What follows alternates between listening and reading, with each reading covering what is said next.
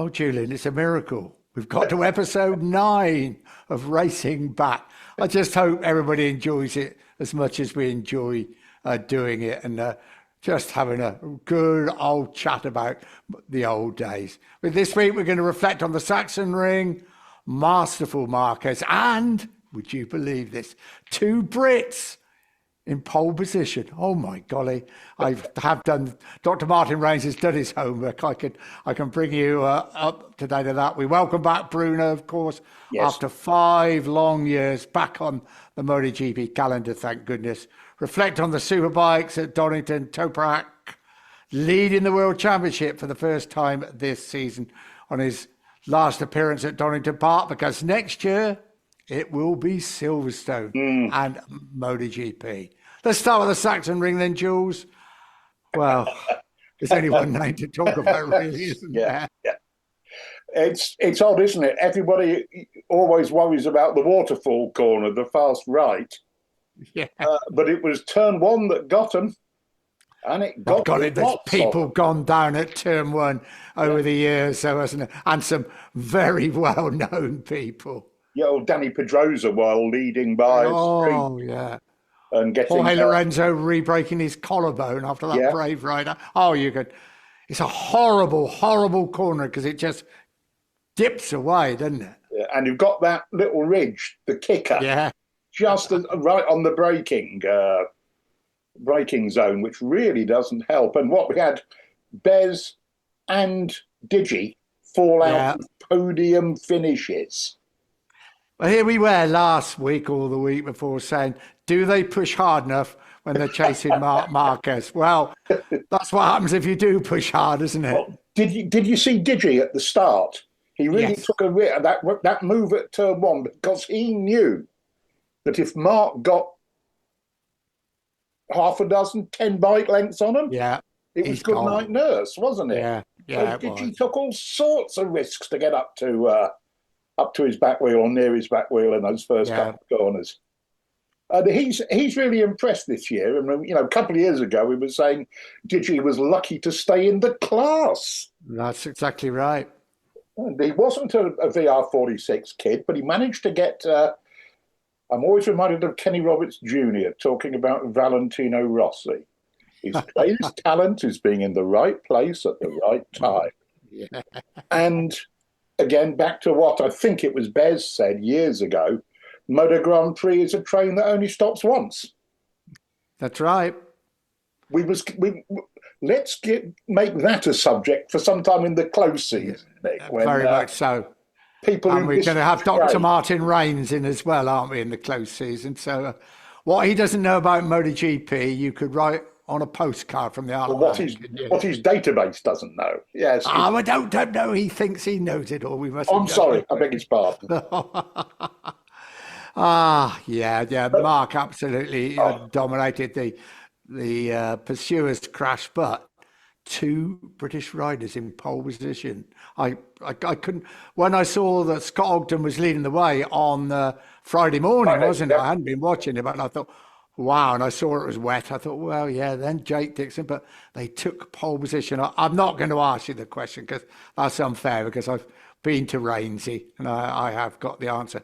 The last time 2 British riders were in pole position was Silverstone 2016. Carl Crutchlow and Sam Lowes. Yes, Sam's record on poles is a lot better than people tend to remember. Yeah, very much so. Add in the rest of his record, and he had podiums and wins and poles up in the 20s in total. Not many British riders in the modern era can say that.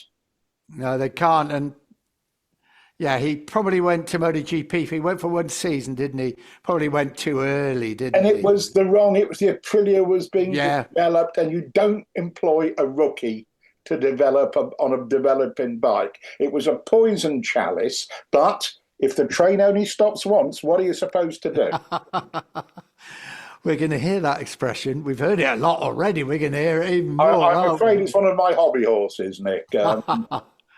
Right, a year before that, 2015, was the last time two British riders finished on pole in Moto 3 and Moto 2. And I don't reckon that's such a hard question, but I'll wait and see what you have to say. Well, No, that's unfair. I don't want to ask you questions. Yeah.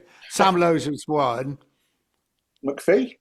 Yes, and it was John McPhee. Yeah.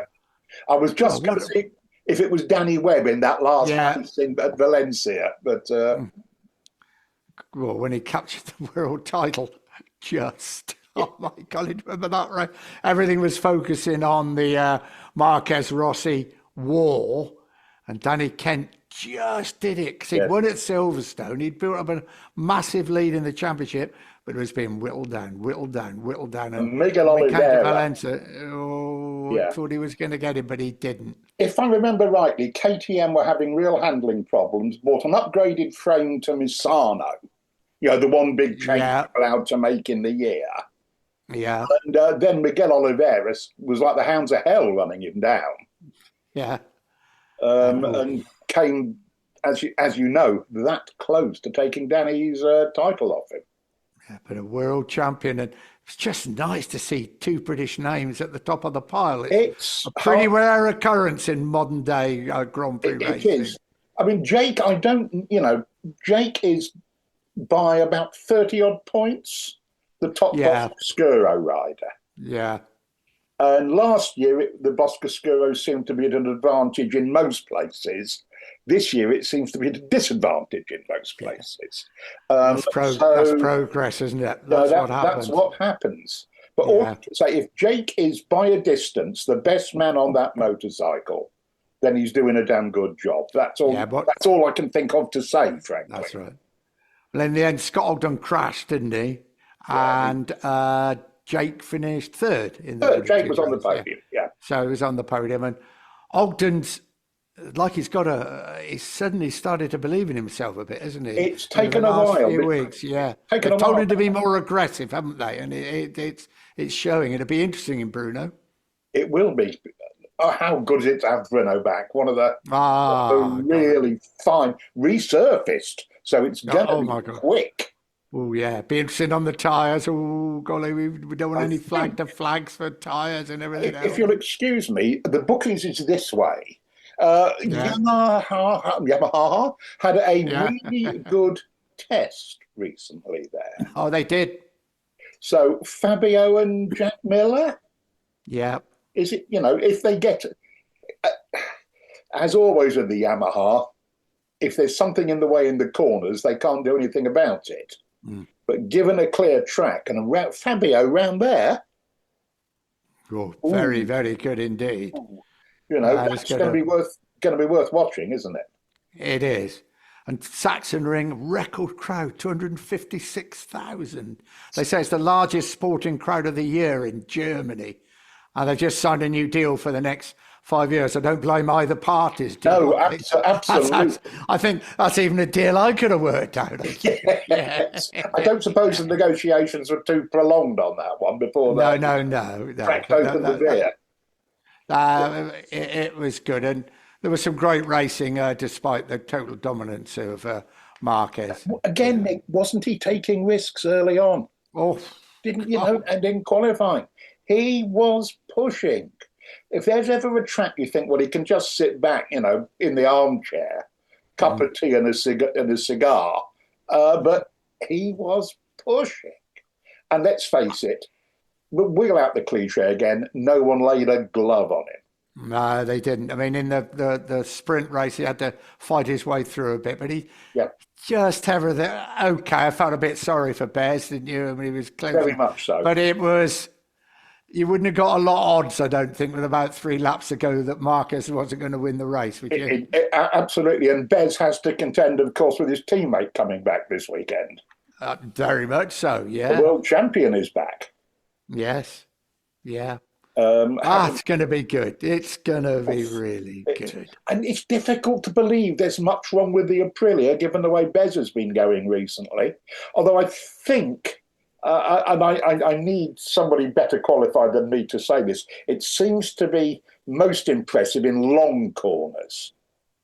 Yes. Czech Republic is short chicaney corners. Oh, yeah. Apart from, I suppose, turn one.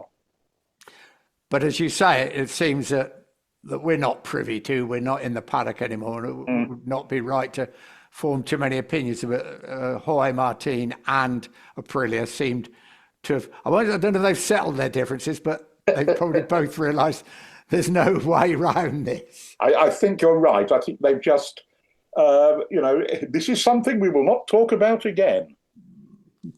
Not to the end of next year. Exactly. I think that's it. And all the noises, and from certainly Italian and Spanish sources, who you would normally regard as solid and reliable, as saying, that definitively that's what's going to happen. He is Aprilia now until the end of contract. And as you rightly say, they're getting more and more competitive each race, aren't they? It certainly looks like it. I mean, Trackhouse had some bad luck. Nayagura's injury was just what you don't need in your rookie season, wasn't it? After his such an impressive start to the year.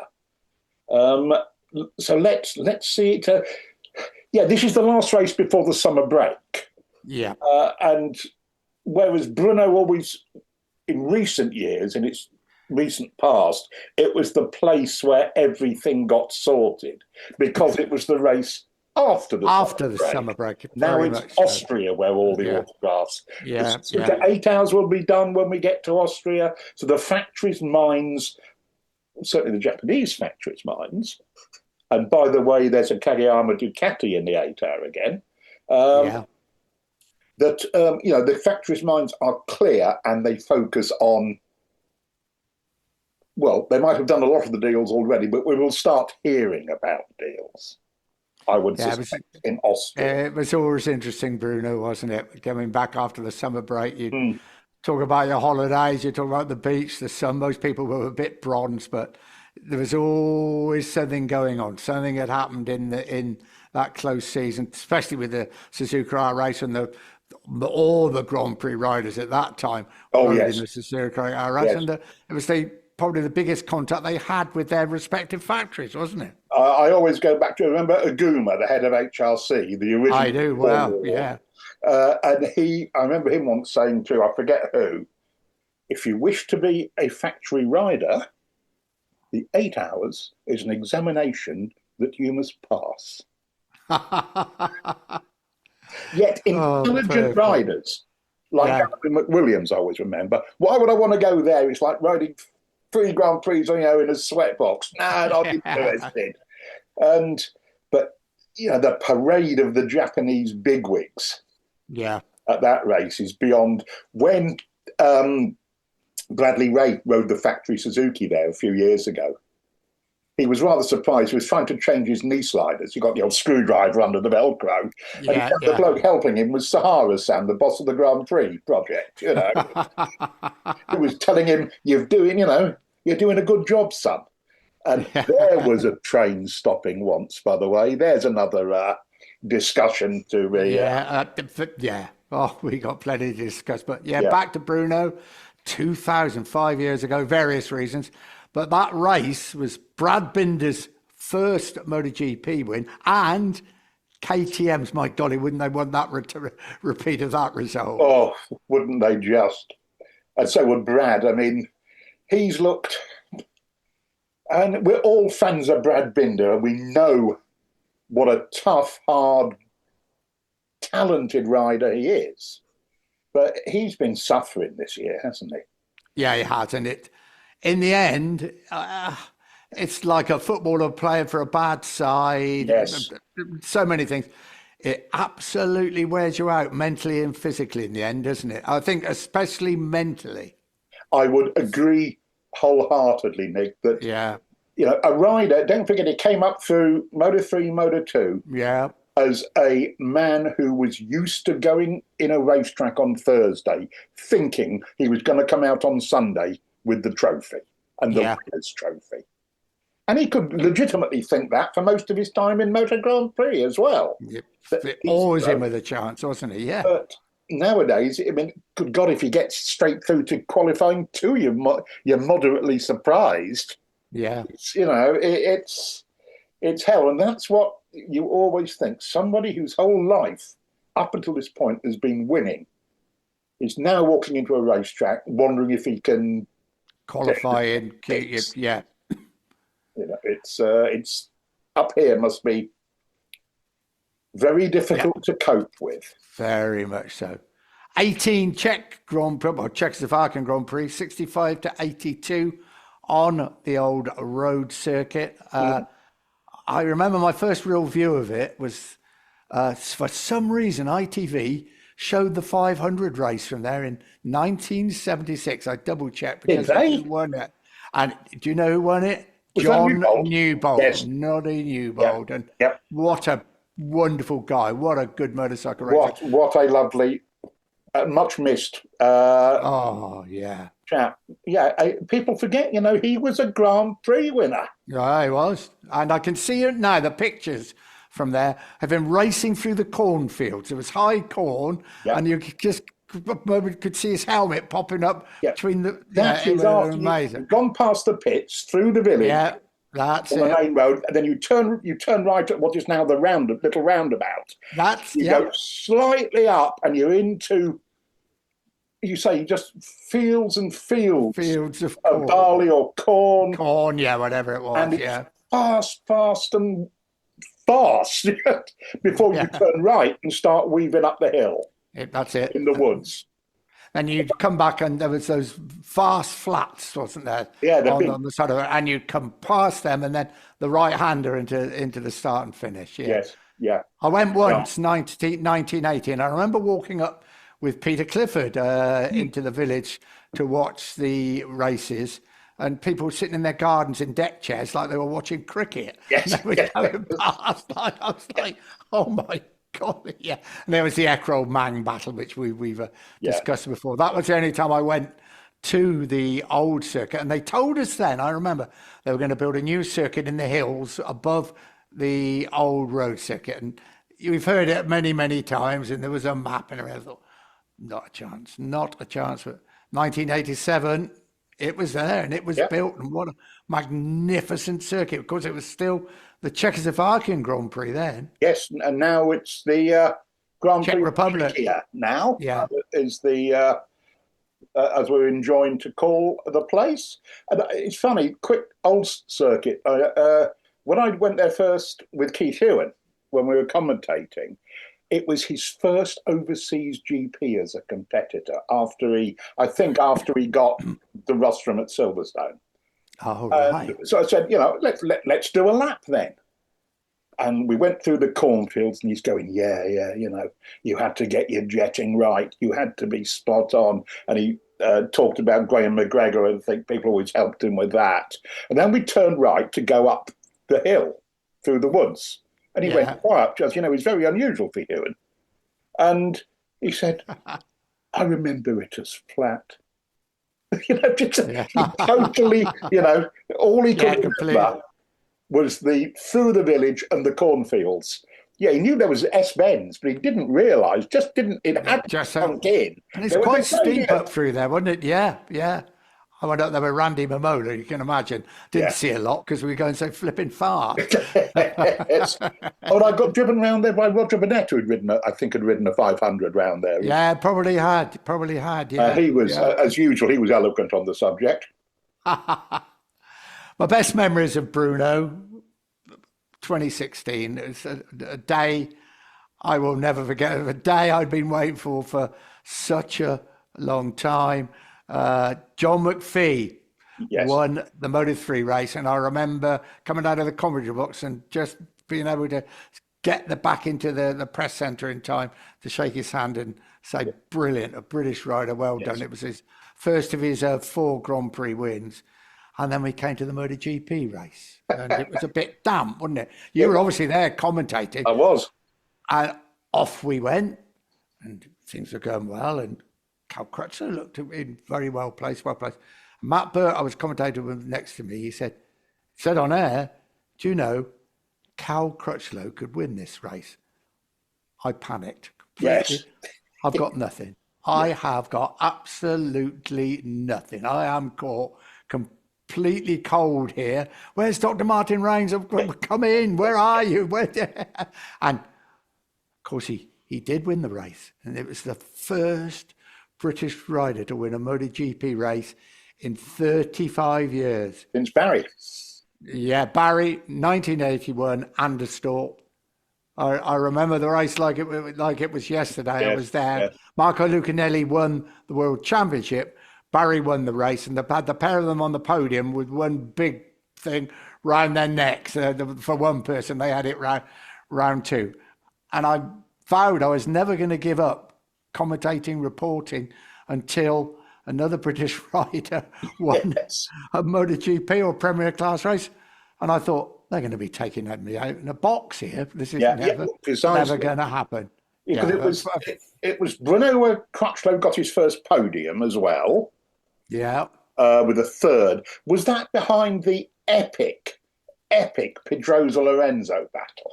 It may well have been. But that was a fabulous race, and it demonstrated, you could explain on television, oh, look, the Yamaha's faster through the chicanes. Yeah, that's right, yeah. Now we come to Horsepower Hill, as Van der Gerberg called it, and, oh, look, the Honda's faster.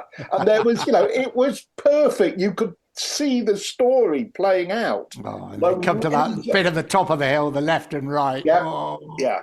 And I was able to go down to turn one, I think, in one free practice. And Jorge Lorenzo's entry speed to turn one. Oh. When you can see a difference from the side of the track, Nick. Yeah. Normally you can't, can you? You can stand there. No, you can't. Well, you can say they all look the same, Yeah. But Lorenzo, from the inside of turn one, was visibly quicker than anybody else. Great place to watch there. Then there was a flat out left-hander after it, wasn't there? That's right. Oh, yeah. Oh, that's right. So quick. And it's and Brno has sort of become like Aston used to be, I think. Yeah. The meeting place. You see more different nationalities' number plates on motorbikes. Yeah. And going back, working for, I think, BT. We're walking out of the hotel. I don't recognise those number plates and realising they were Ukrainian. Really? Yeah. Which that's not far away. You're quite a long way. No. It is very much Central Europe, isn't it? And Poland, Hungary, these countries are not far away. Bratislava, which I stayed there once with Gavin Emmett. I really didn't know where it was, to be honest, but it wasn't very far from Brno. I remember that bit. Yeah. And if you go north, you get all Lithuania, Latvia, Estonia. Lots of motorbikes from there. And when Gabor Tolmási, the Hungarian, was winning the 125, the place was awash with Hungarian fans. Yeah, it was. And just a fantastic. It's an affordable place to go because it still feels the prices are quite low compared to what we're used to. It's a great track. And the old hangover, actually from the communist days, of almost free public transport. Yeah, there is. Trams, isn't it? Yeah. Stay in town, and I think the shuttle buses are free. Yeah. No, it's a great city. Yes. It's a party city now. I think they have hen nights and stag parties there now. I think it's quite a big university city as well. It is, yeah. There's a student population, which always puts things up. But 96, a certain young man won his first Grand Prix there, didn't he? Valentino Rossi. Oh, in the 125 class, of course. And I remember it well. I wasn't there, but watching it, because he nearly crashed. He was celebrating so hard, he nearly crashed into the pit wall.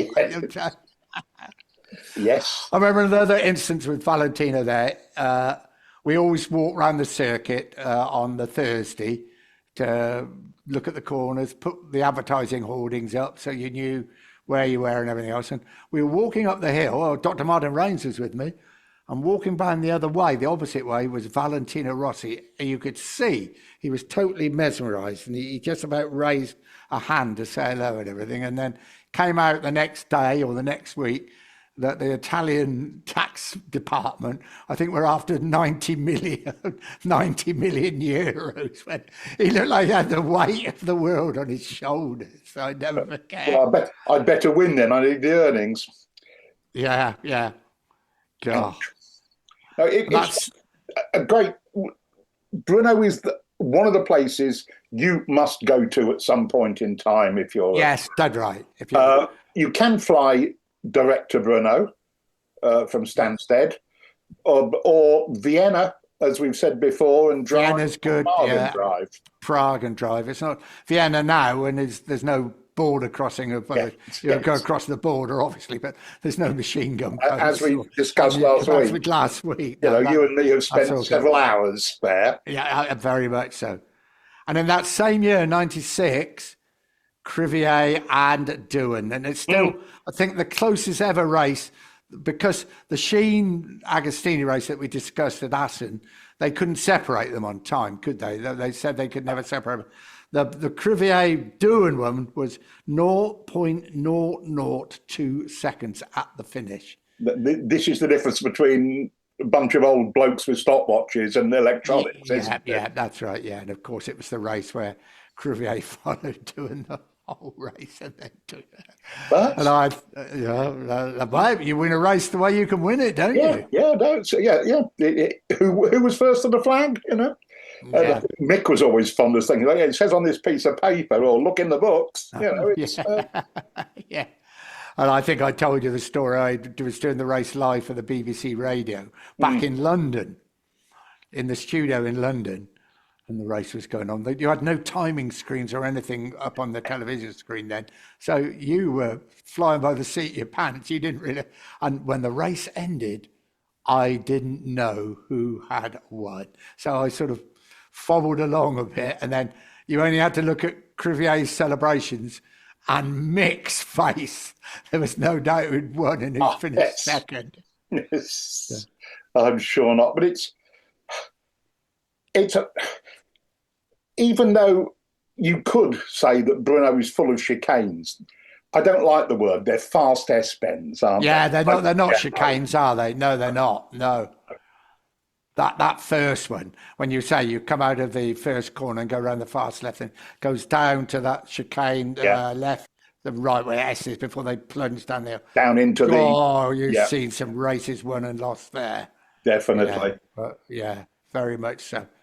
So Ago won the most races there on the old circuit, 7 wins.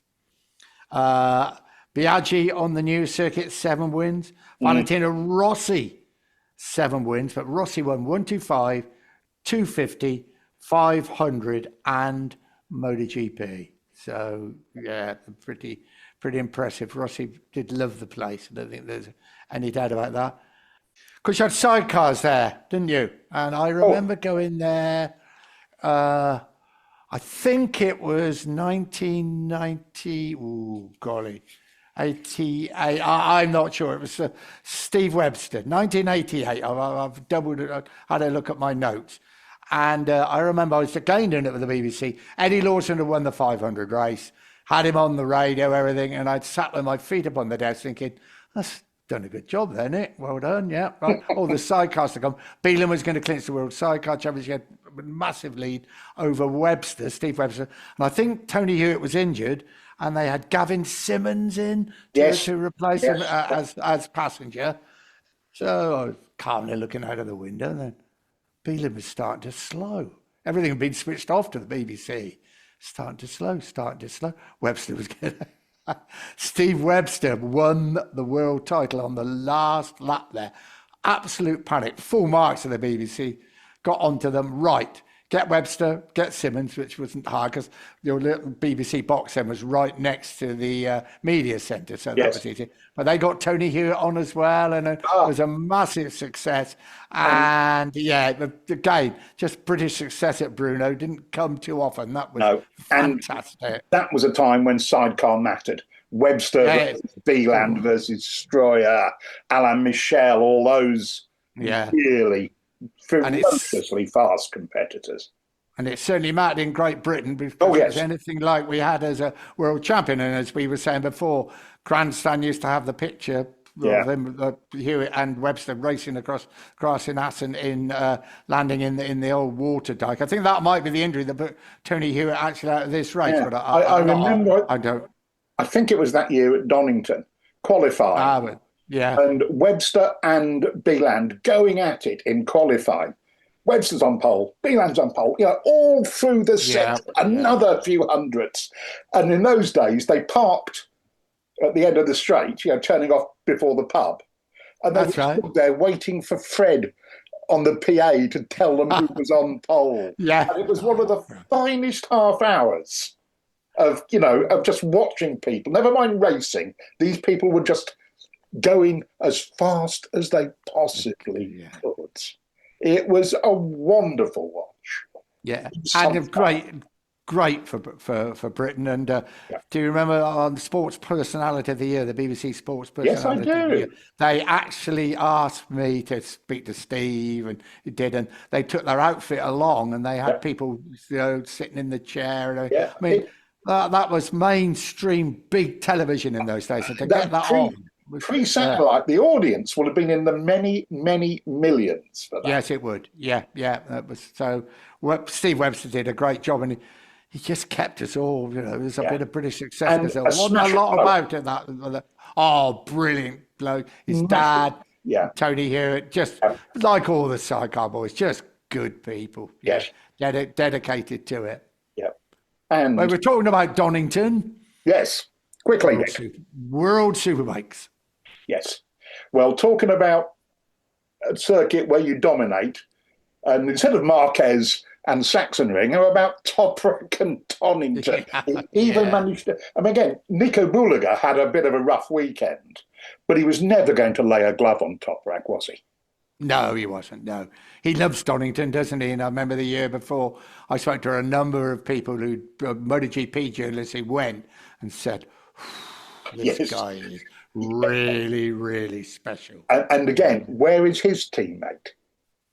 Mickey Mark, the other works BMW rider, is 100 odd points behind him. Yeah. It's going to be exciting, isn't it? Oh, when he steps over, and we can talk, an awful lot more about him. Next round of the Superbikes, a couple of weeks' time, is Hungary, Valentino Ring. That's going to be really interesting, isn't it? Because original early shots of the circuit and descriptions, it looks a bit of a car park job. Really? Well, because they're going first, and MotoGP are going after the Austrian Grand Prix. Yes, Austria is the race after the summer break. Yeah. And then this is the Eastern Europe. This is the Middle Europa tour, isn't it? Yeah, it is. Sachsenring, Brno, Austria, Hungary. It's like a 1930s history lesson. It is. You should be going by train, shouldn't you? Yes. But Hungary, I went there for Formula One, and I think there are 2 bike Grand Prix there. Mick Doohan won his first ever 500cc race there in 1990. And I do remember it, obviously. But the one I really remember is Eddie Lawson winning there on the Kajiva. Kajiva's first win, and Eddie Lawson's last ever win in a 500cc Grand Prix. The sort of gamble you can make. Yeah, not in contention for the title or anything. Yeah. And which way round was it? He put slicks on, didn't he? I think he did, yeah. Gambling on it drying up, and it did. Yeah. And he came about 10 laps from the end. Hang on, this bloke's going 4 seconds faster than anybody else. Quick. And what a magnificent looking motorcycle. Oh, the most beautiful 500 of the modern era. Yeah, without a doubt, yeah. By common consent, Nick. Yeah. I remember the Hungaroring. More Formula One. There was 2 things I remember. Budapest was a lovely city, and when we went for the bikes and the car. 2, it was always stinking hot there. And 3, out of anywhere I went in the world, I could never get from the airport to the hotel. Every single time I got lost, and I used to hail taxis down and said, "Could you let me follow you to the airport, please?" Because I couldn't get there. Yeah. yeah, good memories. But oh my God, it was hot there. I remember well. Yeah. Well, I'm going to remind you of something else, Nick. 2-minute warning is coming up shortly. Oh my golly. Do your helmet up. So next week, obviously, we're going to reflect on Brno and the return of racing and the season. The first half of the season. Yes. Yeah. Yep. I don't think, absolutely anything about that. In Britain, it's the 70th birthday of the Bible, Motorcycle News. And I just remember some of the times, some of the people and the legends, like John Brown, people like that, where our only communications with Grand Prix racing in those days. You paid your 9pence, you waited till Wednesday to find out who'd won, and paddock gossip, your first page you went to. Completely. Yes, you literally did, unless you could find it in the small print results of the Times or something. Yeah. In about 7 point, after God knows how many other sports, you might find the results of the 500s, but nothing else until you picked up MCN on a Wednesday morning. Yeah. In my case, on my way either to a lecture when I was a student or to work at the Institute of Electrical Engineers thereafter. Straight to the news agent, and then it's like the papers that came out without going through too much on a Saturday night after football. Every city had a sports paper. The Greenland was in Oxford, The Manchester Evening News, the Saturday. Oh my God! The Pink. Oh yeah, wonderful papers. Yeah. So there we go, Jules. I will tell you something. I'm off to Speedway tonight, and preparing for running. It's Bellevue again. So preparing yourself for a good thumping, that I would expect. I suspect you are correct. Thanks again, Jules. God, I do enjoy doing these. I hope everybody has enjoyed our ramblings around Brno.